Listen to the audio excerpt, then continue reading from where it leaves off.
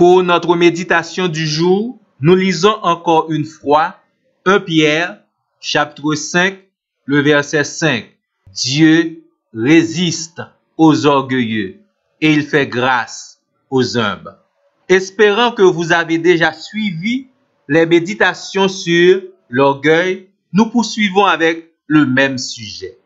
Et nous espérons que vous êtes conscients que Dieu est en train de vous avertir. Dieu est en train de préparer un grand événement avec vous et pour vous. Un événement extraordinaire et très spécial. Une nouvelle dimension dans votre relation avec lui.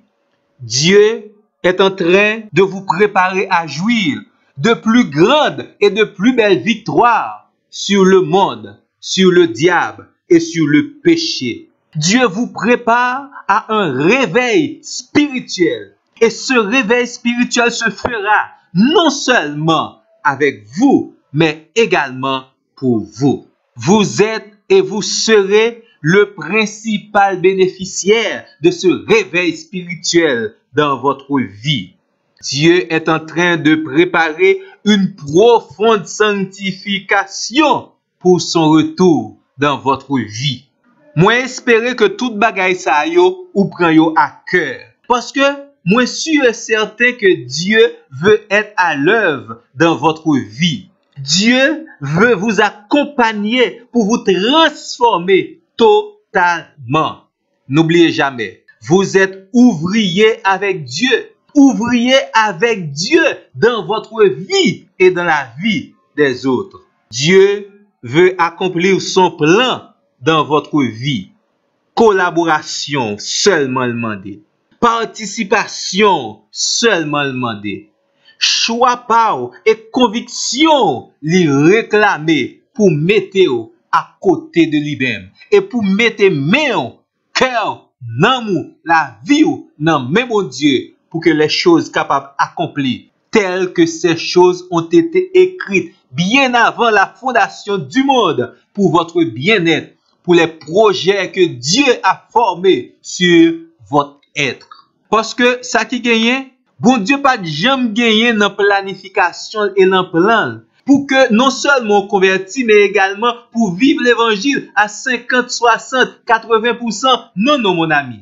Dieu a prévu que l'évangile sera vécu par vous à 100%. Dans le texte de 1 Pierre, chapitre 5, le verset 5, il y a deux façons de vivre sa vie. Vivre dans l'humilité ou bien vivre dans l'orgueil.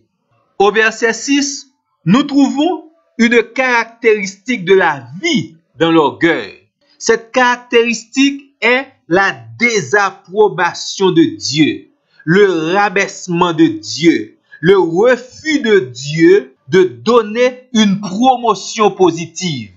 Bamre dit encore pour bien tendre.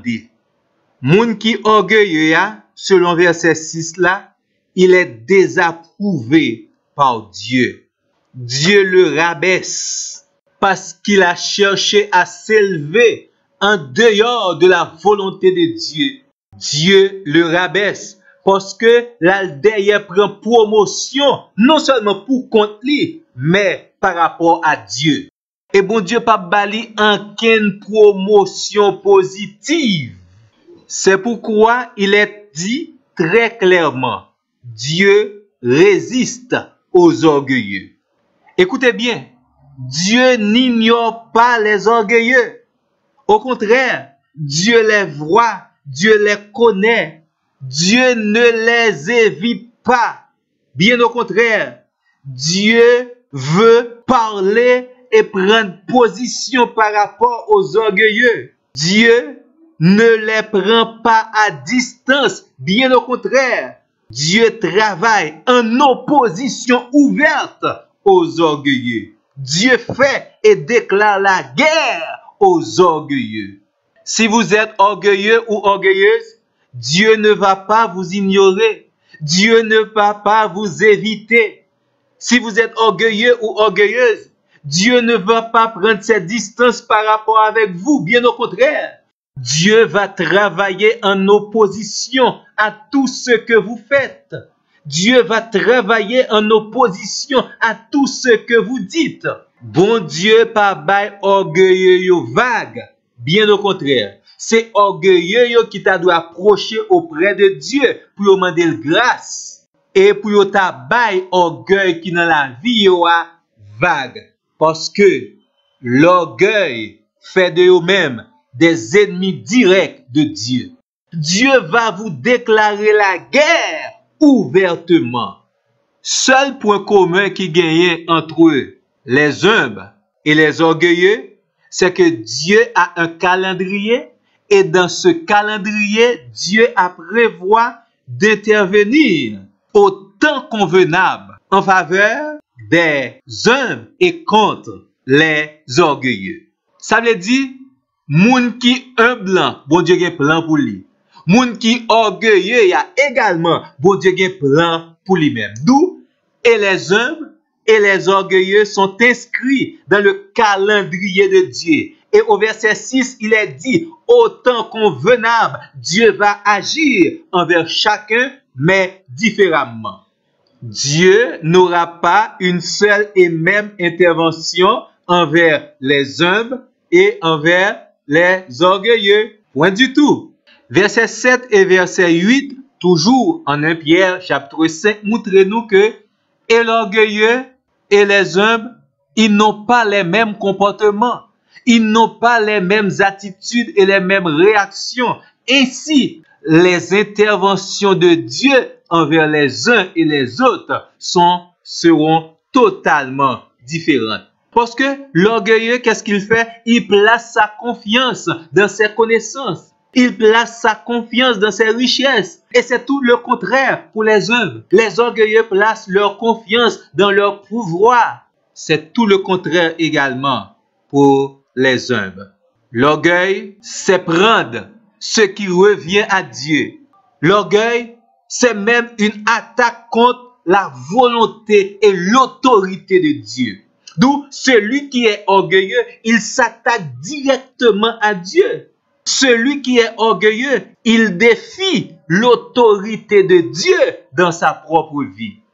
Vous voyez certainement, c'est une très mauvaise position, la position de l'orgueilleux. C'est une très mauvaise place que de se placer à la place de l'orgueilleux.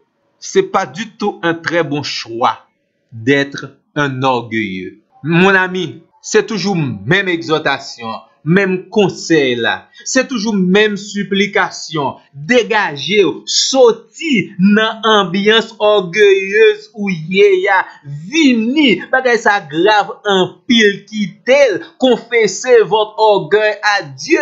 Demandez à Dieu la délivrance et penchez-vous pour capable vivre dans l'humilité. Déjà encore une fois, nous vous souhaitons bonne méditation. Et ensuite, très certainement, nous espérons que vous allez faire un bon choix. Ou sinon, le bon choix. Choisir de vivre dans l'humilité avec Dieu. Qu'il en soit ainsi. Merci.